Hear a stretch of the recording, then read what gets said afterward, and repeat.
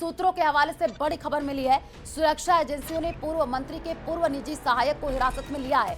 जानकारी के अनुसार डीजी इंटेलिजेंस की रिपोर्ट पर यह कार्रवाई की है। जैसलमेर की मांगलिया की ढाणी निवासी शकूर खान को हिरासत में ले लिया गया है। देश की विभिन्न सुरक्षा एजेंसियों की संयुक्त टीम ने यह कार्रवाई की है और बताया ये जा रहा है कि वर्तमान में रोजगार कार्यालय के कार्यरत है शकूर खान। तो सूत्रों के हवाले से ये बड़ी खबर आपको बता रहे हैं। देश की सुरक्षा में सेंध लगाने की कोशिश की गई है। सुरक्षा एजेंसियों ने पूर्व मंत्री के पूर्व निजी सहायक को हिरासत में ले लिया है और जानकारी के अनुसार डीजी इंटेलिजेंस की रिपोर्ट पर यह बड़ी कार्रवाई की गई है। जैसलमेर के मांगलिया की ढाणी निवासी शकूर खान को हिरासत में लिया गया है।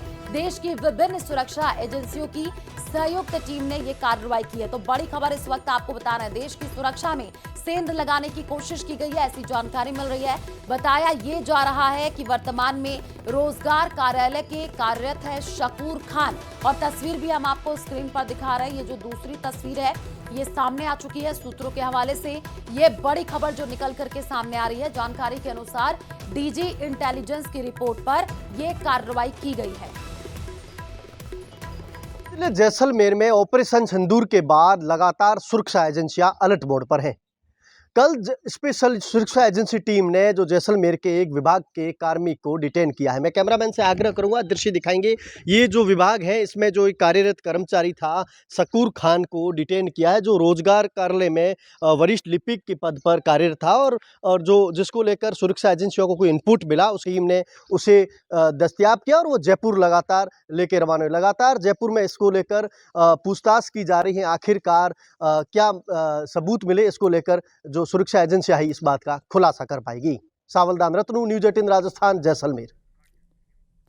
पूर्व मंत्री के पीए को सुरक्षा एजेंसियों द्वारा हिरासत में लेने के मामले में केंद्रीय मंत्री गजेंद्र सिंह शेखावत और बीजेपी प्रदेश अध्यक्ष मदन राठौड़ ने इसे चिंता का विषय बताया। उन्होंने कहा कि राष्ट्रीय सुरक्षा से समझौता और खिलवाड़ करने वाले लोगों को कड़ी सजा मिलनी चाहिए। जी विदेश से लौटा हूँ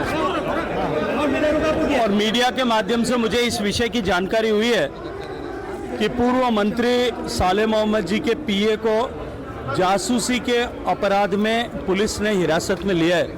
ये निश्चित रूप से चिंता का विषय है और इसकी ठीक से जांच होकर के उनके सारे जितने भी सूत्र उनके साथ में जुड़े हुए हैं उन सब की जांच करते हुए राष्ट्रीय सुरक्षा के साथ में समझौता करने वाले या खिलवाड़ करने वाले लोगों को अपने किए की सजा मिलनी चाहिए। सर, मुझे ऐसी भी जानकारी मिली है कि कांग्रेस के पूर्व मंत्री के निजी सहायक वो पाकिस्तान के लिए जासूसी करते हुए पकड़े गए।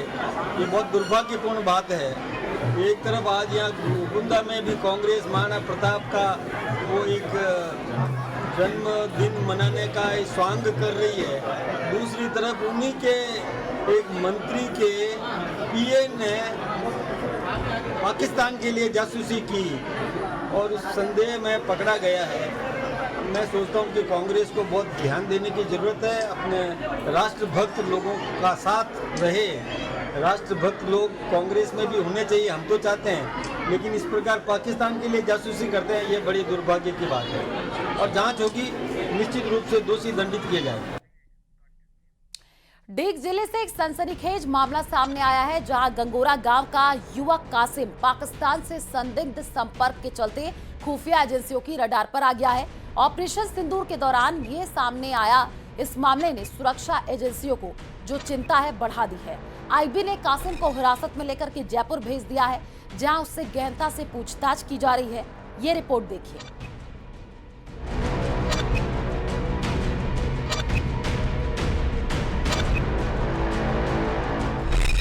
पाकिस्तान कनेक्शन, आईबी का एक्शन। डीग का कासिम पाकिस्तान में शादी, पूछताछ जारी, राज अभी बाकी। डीग के गंगोरा के रहने वाले कासिम को पाकिस्तान से संपर्क में होने के आरोप में सेंट्रल आईबी ने हिरासत में लिया है। ऑपरेशन सिंदूर के दौरान सुरक्षा एजेंसियों को उसके पाकिस्तान कनेक्शन के सबूत मिले हैं। जांच में सामने आया कि कासिम पाकिस्तान की एक महिला से मोबाइल पर बातचीत करता था। कासिम इस साल मार्च और अप्रैल महीने में 30 दिन के वीजा पर 2 बार पाकिस्तान भी जा चुका है। इससे पहले वो साल 2024 में भी पाकिस्तान जा चुका है। कासिम, जो पहले दिल्ली में रहकर काम करता था, अचानक गांव लौट आया और यहीं से पाकिस्तान का वीजा बनवाया। मार्च और अप्रैल 2024 में वो 30 दिन के वीजा पर 2 बार पाकिस्तान गया। जांच में ये भी सामने आया कि वहां उसकी मुलाकात एक महिला से हुई, जिससे उसने निकाह भी कर लिया। कासिम को सीआईडी और आईबी टीम ने 23 मई को उसके गांव से गिरफ्तार किया था। सुरक्षा एजेंसियों की माने तो मोहम्मद कासिम पाकिस्तान से लगातार संपर्क में था। वो मोबाइल, यूट्यूब चैनलों और अन्य ऑनलाइन माध्यमों से पाकिस्तान में रह रही महिला से बातचीत करता था। यहाँ तक कि भारत पाक युद्ध जैसे संवेदनशील दौर में भी उसने संपर्क बनाए रखा। ऑपरेशन सिंदूर के दौरान सामने आए इस मामले ने सुरक्षा एजेंसियों की चिंता बढ़ा दी है। सुरक्षा एजेंसियों ने कासिम का डिजिटल डेटा, फोन रिकॉर्ड, यात्रा इतिहास और अन्य गतिविधियों को खंगालना शुरू कर दिया है। आईबी को ये भी जानकारी मिली है कि पाकिस्तान में उसके रिश्तेदार भी हैं, जिससे वो बातचीत करता था। कासिम को हिरासत में लेने के बाद अब उससे पूछताछ लगातार इंटेलिजेंस की टीम कर रही है। उसके मोबाइल को फॉरेंसिक जांच के लिए भेजा गया है, उसमें भी बड़े खुलासे होने की संभावना जताई जा रही है। क्या कासिम पाकिस्तान के लिए जासूसी कर रहा था, ये बड़ा सवाल जो है वो पूछताछ के बाद क्लियर हो पाएगा। वो महिला कौन है, पाकिस्तानी महिला जिससे कासिम ने निकाह किया है, और सबसे बड़ी बात, कासिम ने जिस महिला, पाकिस्तानी महिला से निकाह कर रखा था, उसकी सूचना ना तो कासिम के घर वालों को थी और ना ही यहाँ पर किसी को पता था। और ऐसे में कासिम को गिरफ्तार किया गया तो उसके बाद पूछताछ में ये खुलासा हुआ। कासिम दिल्ली में 5 साल जेल भी एक मामले में काट के आया है। किडनैपिंग के मामले में उसे सजा हुई थी और वो 5 साल जेल रह के आया। उसके बाद वो दिल्ली से गांव गंगोरा पहुंचता है, जहां से वो पाकिस्तान जाता है, और पाकिस्तान से 1 महीने के बाद जब यहां लौटता है, लगातार वो मोबाइल पर पाकिस्तान के लोगों से बातचीत करता है, और उसी की सूचना के आधार पर इंटेलिजेंस टीम ने इस पूरी कार्रवाई को अंजाम दिया है। अब आईबी इंटेलिजेंस की टीम लगातार कासिम से पूछताछ कर रही है। पूछताछ में पाकिस्तान से जुड़ी सूचनाओं के बारे में भी लगातार बड़े खुलासे होने की जो संभावना जताई जा रही है। ये कोई पहला मामला नहीं है। इससे पहले सीकरी इलाके में भी पाकिस्तान से जुड़ी सिम के जरिए साइबर ठगी का मामला सामने आया था। ऐसे में सुरक्षा एजेंसियां अब मेवात इलाके के हर संदिग्ध नेटवर्क पर नजर बनाए हुए हैं। कासिम से पूछताछ अभी जारी है और आने वाले दिनों में इस मामले में और भी बड़े खुलासे हो सकते हैं। भरतपुर से न्यूज़ 18 के लिए दीपक पुरी की रिपोर्ट। ऑपरेशन सिंदूर के बाद पाकिस्तान की बदनाम खुफिया एजेंसी आईएसआई फिर भारत में अशांति फैलाने की साजिश में जोर शोर से लग गई है। माना यह जा रहा है वो न केवल खालिस्तान आंदोलन को जिंदा करना चाहती है, बल्कि देश भर में आतंक की लहर फैलाना चाहती है। चर्चा आम हो चली है कि आईएसआई युवाओं को झांसा देकर जासूसी नेटवर्क में शामिल कर रही है। राहत की बात यह है कि देश की एजेंसियां सतर्क है। आइए जानते हैं कैसे काम करती पाकिस्तान की कुख्यात आईएसआई।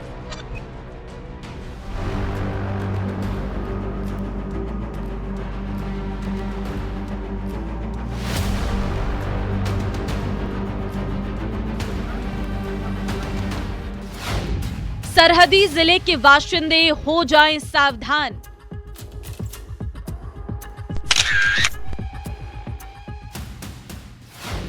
संदिग्ध वस्तु या व्यक्ति दिखे तो खोले जुबान।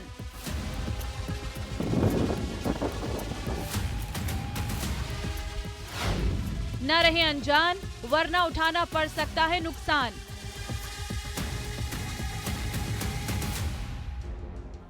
जहां तक नजर वहां तक बियाबान। दुश्मन देश ऐसे ही मौके की ताक में रहता है। जरा सी सावधानी हटी नहीं कि आतंक के आका नापाक साजिश को अंजाम देने में जुट जाते हैं।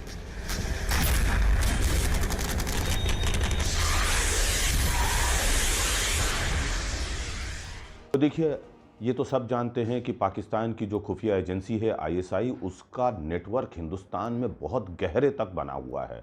और ये नेटवर्क सिर्फ दाऊद इब्राहिम के गिरोह डी कंपनी के ज़रिए ही भारत में पैर पसारे हुए है या जड़ें जमाए हुए है, ऐसा नहीं है।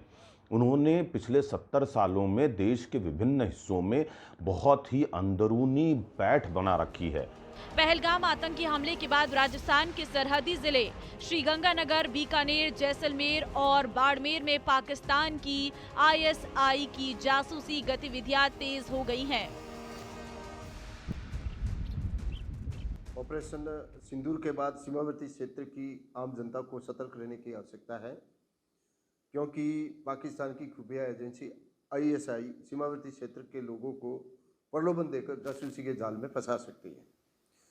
इसके लिए बाड़मेर जिले के सभी वटाधिकारियों, थानाधिकारियों को निर्देशित किया गया है कि अपने आसूचना अधिकारियों, बीट कांस्टेबल को अपने अपने क्षेत्र में भेजकर आसूचना एकत्रित की जाए और ऐसी कोई संदिग्ध गतिविधियों में पाए जाने पर उनके खिलाफ कानूनी कार्रवाई की जाए।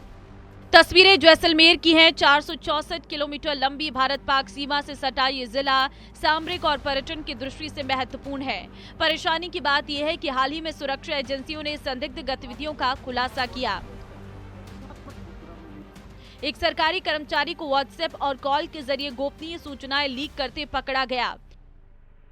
दरअसल आईएसआई स्थानीय युवाओं को लालच देकर जासूसी नेटवर्क में शामिल कर रही।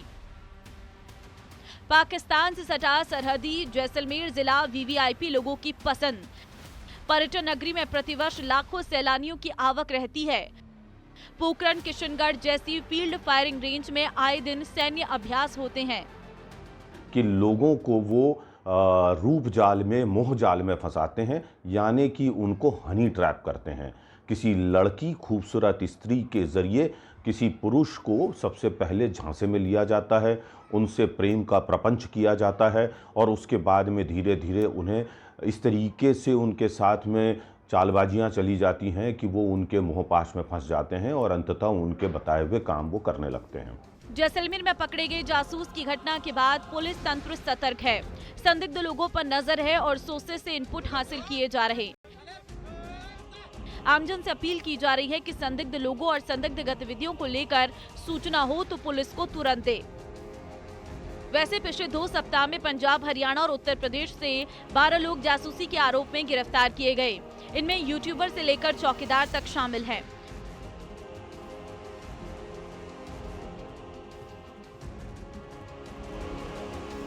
बहुत सारे ऐसे लोग जो हिंदुस्तान में नहीं रहते लेकिन विदेशों में रहते हैं, उनको वहाँ पर आसान ज़िंदगी देने के नाम के ऊपर और उनको वहाँ आर्थिक मदद दे करके और फिर बाद में उनको अपना बना करके और हिंदुस्तान भेज करके उनसे मनचाही जासूसी जो है आईएसआई के लोग करवाते हैं।